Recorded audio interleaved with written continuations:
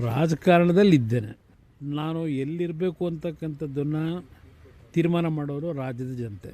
ಇವತ್ತು ಮೈತ್ರಿಯ ಒಂದು ಒಪ್ಪಂದ ನಾವೇನು ಮಾಡ್ಕೊಂಡಿದ್ದೇವೆ, ಮೈತ್ರಿಯ ಒಪ್ಪಂದದಲ್ಲಿ ಒಂದು ಯಾವುದೇ ರೀತಿಯ ಗೊಂದಲಕ್ಕೆ ಅವಕಾಶ ಕೊಡದೆ ನಮ್ಮ ಉದ್ದೇಶ ಇರ್ತಕ್ಕಂಥದ್ದು ರಾಜ್ಯದಲ್ಲಿ ಒಂದು ಒಳ್ಳೆಯ ಸರ್ಕಾರ ತರಬೇಕು ಅನ್ನೋದು ವೈಯಕ್ತಿಕವಾಗಿ ನನ್ನ ಉದ್ದೇಶ ಇದೆ, ನನ್ನ ವೈಯಕ್ತಿಕವಾದ ಉದ್ದೇಶ.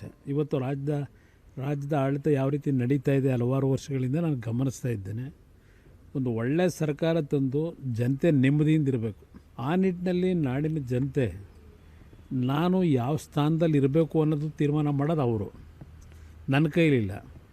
ಆದರೆ ರಾಜ್ಯದ ರಾಜಕಾರಣದಿಂದ ನಾನು ದೂರ ಸರಿತೀನಿ ಅಂತಕ್ಕಂಥದ್ದು ಯಾರಾದರೂ ತಿಳ್ಕೊಂಡಿದ್ರೆ ದೂರ ಸರಿಯತಕ್ಕಂಥ ಪ್ರಶ್ನೆ ಇಲ್ಲ. ರಾಜ್ಯದ ರಾಜಕಾರಣದಲ್ಲೂ ಇರ್ತೀನಿ. ಕೇಂದ್ರದಲ್ಲಿ ಗೌರವಾನ್ವಿತ ಪ್ರಧಾನಮಂತ್ರಿಗಳು ಏನೋ ಒಂದು ಹುದ್ದೆ ಕೊಟ್ಟಿದ್ದಾರೆ. ಆ ಎರಡೂ ಇಲಾಖೆಯಲ್ಲಿ ದೇಶದಲ್ಲಿ ಪ್ರಾಮಾಣಿಕವಾಗಿ ನನ್ನ ಕೈಲಿದ ಮಟ್ಟಿಗೆ ಎರಡೂ ಇಲಾಖೆಯಿಂದ ಒಳ್ಳೆಯ ಉತ್ತಮವಂಥ ಕೆಲಸಗಳನ್ನು ಮಾಡಲಿಕ್ಕೆ ಈಗಾಗಲೇ ಒಂದು ಫೌಂಡೇಶನ್ ಏನು ಹಾಕಿದ್ದೇನೆ. ಆ ಕೆಲಸದಲ್ಲಿ ಯಶಸ್ಸನ್ನು ಕಾಣಬೇಕು ಅನ್ನೋದು ಒಂದು ಭಾಗ. ರಾಜ್ಯದ ರಾಜಕಾರಣಕ್ಕೆ ಯಾವ ಸಮಯಕ್ಕೆ ಬರಬೇಕು ತೀರ್ಮಾನ ಬರಲೇಬೇಕಾಗತ್ತಲ್ಲ. ಹೆಚ್ಚಿನ ಡೀಟೇಲ್ ನೀಡೋದಕ್ಕೆ ನಮ್ಮ ಪ್ರತಿನಿಧಿ ಸುರೇಶ್ ನೇರ ಸಂಪರ್ಕದಲ್ಲಿ. ಸುರೇಶ್, ಕುಮಾರಸ್ವಾಮಿ ಅವರಿಗೆ ಕೇಂದ್ರದ ರಾಜಕಾರಣ ಏನಿದ್ರು ಕೂಡ ಪಾರ್ಟ್ ಟೈಮು, ರಾಜ್ಯ ರಾಜಕಾರಣವೇ ಫುಲ್ ಟೈಮು ಅನ್ನುವಂಥ ಮಾತಿತ್ತು. ಅದಕ್ಕೆ ಪೂರಕ ಅನ್ನೋ ರೀತಿಯಲ್ಲಿದೆ ಅವರ ಇವತ್ತಿನ ಮಾತು. ರಕ್ಷತ್, JDSನ ಕಾರ್ಯಕರ್ತರಿಗಂತೂ ಇದೊಂದು ಶುಭ ಸುದ್ದಿ, ಅವರು ಸಂಭ್ರಮ ಪಡುವಂಥ ಸುದ್ದಿ ಅಂತ ಹೇಳ್ಬೋದು. ಸಂಕ್ರಾಂತಿಯ ದಿನ ಸೂರ್ಯ ಪಥ ಬದಲಿಸ್ತಾನೆ, ಅದೇ ರೀತಿ ರಾಜ್ಯ ರಾಜಕಾರಣಕ್ಕೆ ಬರ್ತೀನಿ ಅಂತ ಒಂದು ಮಾತನ್ನ ಹೇಳುವ ಮೂಲಕ ರಾಜಕಾರಣದ ಪಥವನ್ನು ಬದಲಿಸುವಂತ ಒಂದು ಸೂಚನೆಯನ್ನ ಕುಮಾರಸ್ವಾಮಿ ಕೊಟ್ಟಿದ್ದಾರೆ. ಕರೆಕ್ಟ್, ತಾವು ಹೇಳಿದ ಹಾಗೆ ಈಗ ಮೈತ್ರಿಯಲ್ಲಿದ್ದಾರೆ, ಕೇಂದ್ರದಲ್ಲಿ 2 ಒಳ್ಳೆಯ ಖಾತೆಗಳನ್ನು ಕೊಟ್ಟಿದ್ದಾರೆ, ಅದನ್ನು ನಿಭಾಯಿಸ್ತಾ ಇದ್ದೀನಿ. ಆದರೆ ರಾಜ್ಯ ರಾಜಕಾರಣದಿಂದ ನಾನು ದೂರ ಸರಿತೀನಿ ಅಂತ ಯಾರಾದರೂ ತಿಳ್ಕೊಂಡಿದ್ರೆ ಅದು ತಪ್ಪು ಅನ್ನುವಂಥ ಒಂದು ಮಾತನ್ನ ಕುಮಾರಸ್ವಾಮಿ ಅವರು ಹೇಳುವ ಮೂಲಕ ಒಂದು ಸ್ಪಷ್ಟವಾದ ಮಾತನ್ನ, ಸ್ಪಷ್ಟವಾದ ಸಂದೇಶವನ್ನ ಕೊಟ್ಟಿದ್ದಾರೆ. ನಾನು ರಾಜ್ಯ ರಾಜಕಾರಣಕ್ಕೆ ಬರ್ತೀನಿ ಅಂತ. ಈ ಬಗ್ಗೆ ನಾವು ಸುದ್ದಿಯನ್ನು ಕೂಡ ಪ್ರಸಾರ ಮಾಡಿದ್ವಿ ಕಳೆದ ವಾರದಲ್ಲಿ. ಕುಮಾರಸ್ವಾಮಿ ಅವರು ಮತ್ತೆ ರಾಜ್ಯ ರಾಜಕಾರಣಕ್ಕೆ ಬರ್ತಾರೆ ಅನ್ನುವಂಥ ಸುದ್ದಿಯನ್ನು ಕೊಟ್ಟಿದ್ವಿ.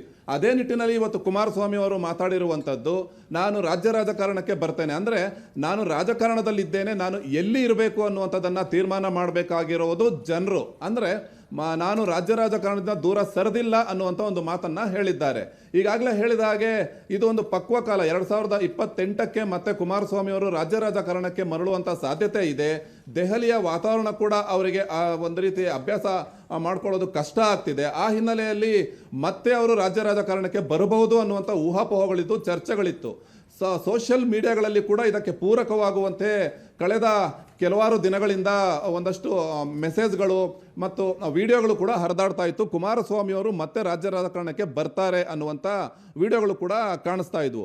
ಆ ಎಲ್ಲದನ್ನು ನೋಡೋದಾದರೆ ಇವತ್ತಿನ ಕುಮಾರಸ್ವಾಮಿ ಅವರ ಮಾತು ಅದೆಲ್ಲದಕ್ಕೂ ಕೂಡ ಪುಷ್ಟಿ ಕೊಡುವಂತೆ, ನಾನು ಯಾವುದೇ ಕಾರಣಕ್ಕೂ ಕೂಡ ರಾಜ್ಯ ರಾಜಕಾರಣದಿಂದ ದೂರ ಸರಿಯುವಂಥ ಪ್ರಶ್ನೆ ಇಲ್ಲ, ನಾನು ಯಾವಾಗ ಬರಬೇಕು ಸೂಕ್ತ ಕಾಲದಲ್ಲಿ ತೀರ್ಮಾನ ಮಾಡ್ತೀನಿ ಅನ್ನುವಂಥ ಒಂದು ಮಾತನ್ನು ಹೇಳಿದ್ದಾರೆ.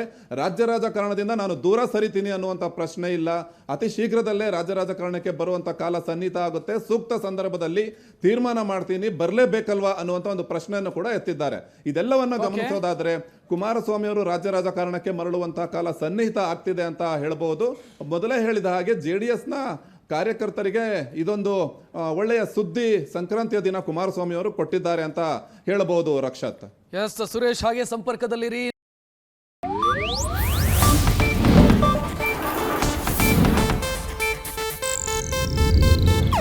ಇದು ಏಷ್ಯಾನೆಟ್ ನ್ಯೂಸ್ ನೆಟ್ವರ್ಕ್ ಪ್ರಸ್ತುತಿ.